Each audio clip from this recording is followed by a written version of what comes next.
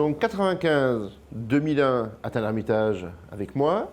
Ensuite 2001, 2007, 2008, Valrhona, Espagne, mais pas que. Voilà. Et ensuite, c'est la naissance de Dols En 2006.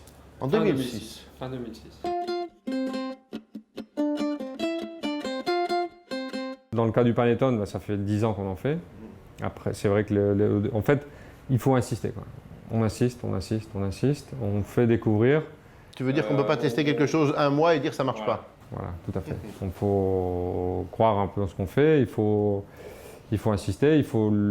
Ça, c'est quelque chose de très important, messieurs, mesdames les pâtissiers. On ne peut pas tester quelque chose 2 semaines, 3 semaines et dire j'ai essayé. Ça ne marche pas. Le succès, ça prend du temps, ça demande de l'énergie et ça ne marche pas comme ça. Et Yann n'est pas un cas à part.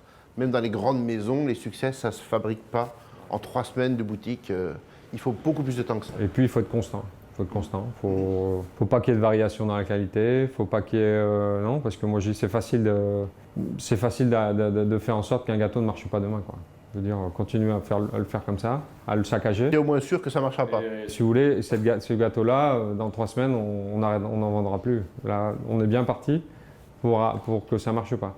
Donc c'est vrai qu'il faut toujours maintenir le niveau, il faut toujours être dans l'excellence, dans s'améliorer, dans se poser les bonnes questions. Est-ce que la mousse est bien faite? Est-ce que le biscuit, voilà, il a plus d'un jour, on arrête de le vendre. Enfin, il faut vraiment mettre toutes les chances de son côté pour que la vente se fasse et se refasse. Parce que moi, je dis toujours, un gâteau, on peut le vendre.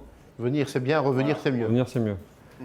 Donc, c'est un gâteau, on l'achète parce qu'il a l'air exceptionnel esthétiquement parlant, mais on revient le chercher parce qu'il a été très bon, quoi. Donc, sur le panettone, après, c'est vrai, il y a eu les premières années.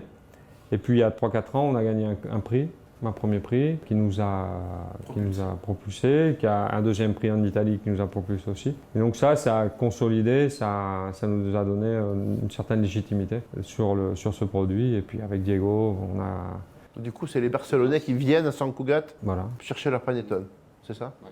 C'est possible. Et donc, il y a des périodes où c'est vrai que le panettone prend une grande place, mais on essaie aussi de faire en sorte que ça soit que notre structure nous permette de pouvoir faire notre métier qu'on porte. C'est-à-dire les panettones, mais aussi les gâteaux, les bonbons de chocolat. Qu'on soit multimarque, on attache une grosse importance à la viennoiserie.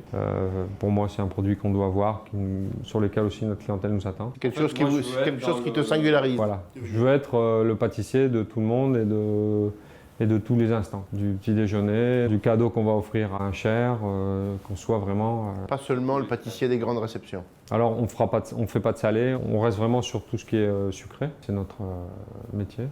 Et puis de donner une âme d'artisan à tout ce qu'on fait, quoi.